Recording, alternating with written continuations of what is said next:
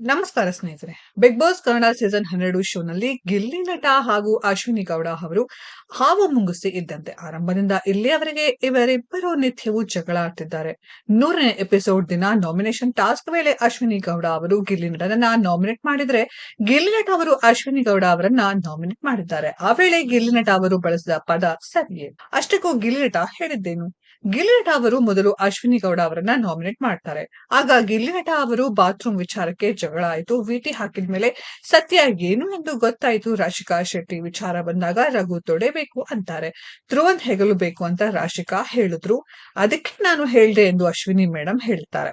ಅಶ್ವಿನಿ ಅವರು ಮಾತನ್ನ ಟ್ವಿಸ್ಟ್ ಮಾಡ್ತಾರೆ. ತಪ್ಪನ್ನ ಸರಿ ಮಾಡೋದು, ಸರಿಯನ್ನ ತಪ್ಪು ಮಾಡೋದು ಮಾಡ್ಬೇಡಿ. ಅವರು ಕೊಚ್ಚೆಗೆ ಬೀಳ್ತಾರೆ ಅಂತ ನೀವ್ಯಾಕೆ ಕೊಚ್ಚೆಗೆ ಬೀಳ್ತೀರಿ ಎಂದು ಹೇಳಿದ್ದಾರೆ.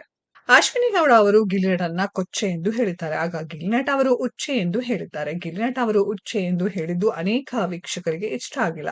ಇಷ್ಟು ದಿನಗಳ ಕಾಲ ಚೆನ್ನಾಗಿ ಆಡ್ಕೊಂಡು ಬರುತ್ತಿರುವ ಗಿಲ್ಲಿ ನಟ ಅವರು ಹೀಗೆ ಮಾತನಾಡುವುದು ಸರಿಯಲ್ಲ.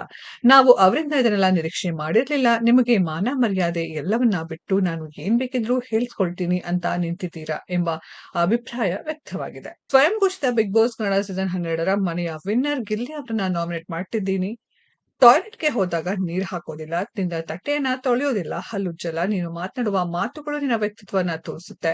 ಅಧಿಕಾರ ಸಿಕ್ಕಾಗ ಅದನ್ನ ಮನುಷ್ಯ ದುರುಪಯೋಗ ಮಾಡಬಾರದು. ನಿನ್ನನ್ನ ಫುಟ್‌ಬಾಲ್ ತರ ಒದೆಯೋ ದಿನ ಬರುತ್ತೆ. ನಂದೇ ಸರ್ವಾಧಿಕಾರ ಎನ್ನೋ ತರ ಅಂದ್ಕೊಂಡಿದ್ಯಾ? ಹೋದ್ವಾರ ನಿನ್ನ ಟೈಮ್, ಈ ವಾರ ನನ್ನ ಟೈಮ್ ಎಂದು ಅಶ್ವಿನಿ ಗೌಡ ಹೇಳಿದ್ದಾರೆ. ಕ್ಯಾಪ್ಟನ್ ಆಗಿಲ್ಲ, ಕ್ಯಾಪ್ಟನ್ ಆಗೋ ಯೋಗ್ಯತೆ ಇಲ್ಲ ಎಂದು ಗಿಲ್ಲಿ ನಟ ಅವರು ಅಶ್ವಿನಿ ಗೌಡಗೆ ಹೇಳಿದ್ದಾರೆ. ನಾಮಿನೇಷನ್ ಟಾಸ್ಕ್ ಮುಗಿದ ಮೇಲೂ ರಾಶಿಕಾ ಶೆಟ್ಟಿ, ಗಿಲ್ಲಿ ನಟ, ಕಾವ್ಯ ಶೈವ ಅವರು ಅಶ್ವಿನಿ ಗೌಡ ವಿರುದ್ಧ ಮಾತನಾಡಿದ್ದಾರೆ. ಸ್ನೇಹಿತರೆ, ಇದರ ಬಗ್ಗೆ ನಿಮ್ಮ ಅನಿಸಿಕೆಯನ್ನ ಕಾಮೆಂಟ್ ಬಾಕ್ಸ್ ಅಲ್ಲಿ ಕಾಮೆಂಟ್ ಮಾಡಿ. ಈ ವಿಡಿಯೋ ಇಷ್ಟ ಆಗಿದ್ರೆ ಲೈಕ್ ಮಾಡಿ, ಶೇರ್ ಮಾಡಿ, ಚಾನೆಲ್ ನ ಸಬ್ಸ್ಕ್ರೈಬ್ ಮಾಡಿ, ಪಕ್ಕದಲ್ಲಿ ಇರೋ ಬೆಲ್ ಐಕಾನ್ ನ ಹಿಟ್ ಮಾಡಿ.